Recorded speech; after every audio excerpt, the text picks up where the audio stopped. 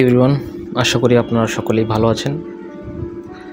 বেশ অনেক দিন পরে আরেকটা নতুন ভিডিও নিয়ে হাজির হলাম। আসলে বিগত 2 সপ্তাহ হলো আমি প্রচণ্ড অসুস্থ এবং এখনও অসুস্থই আছি, তবে এখন আগের থেকে একটু ভালো। আমার সুস্থতার জন্য দোয়া করবেন ইনশাআল্লাহ। অসুস্থ থাকার যে সময়টা, এই টাইমে এমন কিছু হাই ডোজের ওষুধ আমি গ্রহণ করেছি যেটার প্রথম সাইড ইফেক্টই ছিল হ্যালুসিনেশন। তো বিগত 2 সপ্তাহ ধরে আমি পুরো হ্যালুসিনেশনের ভিতরে আছি। এখন কেমন হ্যালুসিনেশন? ধরুন যে রাতে শুয়ে আছি, ছাদের দিকে তাকালেই মনে হয় যে অসংখ্য পার্টিকেলস নাচানাচি করছে। আবার হঠাৎ করে মনে হয় একদিক থেকে আলো আসছে। আবার চোখ বন্ধ করলে মনে হচ্ছে যে যেমন এআই দিয়ে ভিডিও বানালে যেমন হয়, ঝাপসা ঝাপসা মুখ, ওই রকম হচ্ছে। তো ঘুমাতেও পারছি না, জাগতেও পারছি না। কষ্টের মধ্যেই সময়টা যাচ্ছিল। যেহেতু আমি এই অবস্থায় কোনো ভিডিও তো বানাতে পারবো না, এবং প্রথম দিকে তো কিছুই করতে পারছিলাম না। পরবর্তীতে যখন একটু সুস্থ হই, এখন আমি রিসার্চ করি যে আমার ছুটি অলমোস্ট শেষ, কিছুদিনের মধ্যেই আমাদের ভার্সিটির ক্লাস শুরু হবে।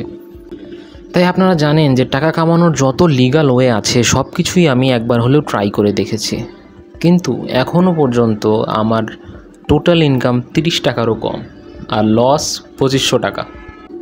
তবুও আমি কিন্তু হাল ছেড়ে দেইনি।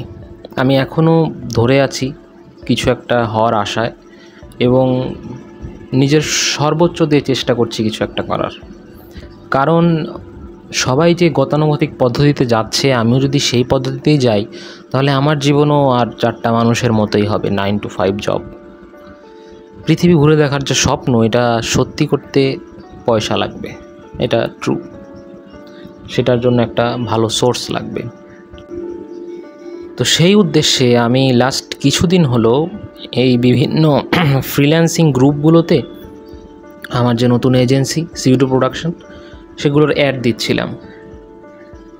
তো বিভিন্ন মার্কেট প্লেস ঘুরে আমি যা বুঝতে পারলাম যে আমাদের এই ক্রিয়েটিভ ডিজাইন যে সেক্টরটা, এটা ওভার স্যাচুরেটেড। এখান থেকে অসংখ্য মানুষ প্রতারিত হয়েছে, যার ফলে এখন আর কেউ বিশ্বাসই করতে চায় না যে কেউ আদৌ ভালো কাজ করতে পারে। এমনকি জেনে অবাক হবেন, বেশ কিছু বড় বড় ফেসবুক গ্রুপে ডিজাইনাররাই পোস্ট দিচ্ছে যে ডিজাইন লাগবে, যাতে অ্যাটলিস্ট কিছু মানুষ এই ওসিলায় তার প্রোফাইলটা ঘুরে আসে একবার। এত করুণ দশা। অন্য আরেকটি পয়েন্ট হলো যে আপনি কি মোবাইলে ডিজাইন করেন নাকি পিসিতে ডিজাইন করেন? আসলে 2024 সালে বসে এই প্রশ্নটা একেবারেই অবান্তর। উদাহরণস্বরূপ, আমার ফোন আমার পিসির থেকে way more fast and upgraded. Next generation জিনিস আমার ফোনেই কাজ করে, আমার পিসিতে করেই না, কিন্তু নামে শুধু পিসি আছে। So at this point anything can be done with a mobile phone, ensuring high quality, anything. লাস্টে আমার যে রিয়েলাইজেশনটা হলো যে আমি যদি আমার জন্য ডিজাইন করি, তাহলে সেই ডিজাইনটা হতে হবে গুড অর বেটার। কিন্তু আমি যদি আমার ক্লায়েন্টের জন্য ডিজাইন করি, সেটা হতে হবে পারফেক্ট। এখন আমি নিজের জন্য তো কাজ করতেই পারি, কিন্তু ক্লায়েন্ট পাওয়া তো এত সহজ না। গ্যাপটা ধরতে পারছেন কত বড়? আপনি চাইলে আপনার যে অ্যাভারেজ ডিজাইন আছে সেগুলো আপনি নিজে কন্টেন্ট হিসেবে কাজে লাগাতে পারেন, এতে করে আপনি অন্য একটা লেভেলে পৌঁছে যেতে পারেন।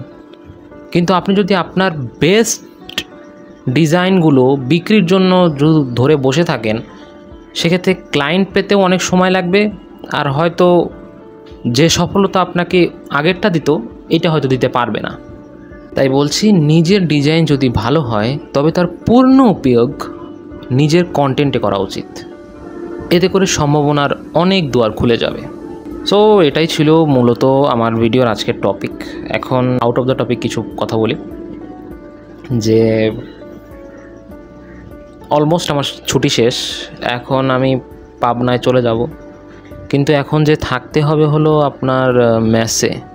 এখন ম্যাথ সম্বন্ধে আমার কোনো ধারণাই নেই, তো বেশটা পেরেশানের ভিতরে আছি। এই জন্য ভিডিও আসবে না কি আসবে এটা বলতেও পারছি না। আর মেসেজ চলে যাওয়ার পরে ভিডিও কিভাবে বানাবো এটাও একটা টেনশন, কারণ আমি এই লাইনটা ছাড়তেই চাচ্ছি না। আমি জানি এতে সম্ভাবনা কিছু না কিছু তো একটা আছেই। আর রইল বাকি সিরিজ রিভিউয়ের কথা। তো আমি গেম অফ থ্রোনস দেখেছি, মানি হাইস্ট দেখেছি। এগুলো নিয়ে আসলে এগুলো লেজেন্ডারি শো, এগুলো নিয়ে রিভিউ বানানোর মতো কিছু নেই। বাট আমার এক্সপিরিয়েন্সটা শেয়ার করার জন্য হয়তো বা অন্য একটা ভিডিও বানাবো। তো আজকের জন্য এতটাই, দেখা হবে নেক্সট ভিডিওতে। Till then, peace out.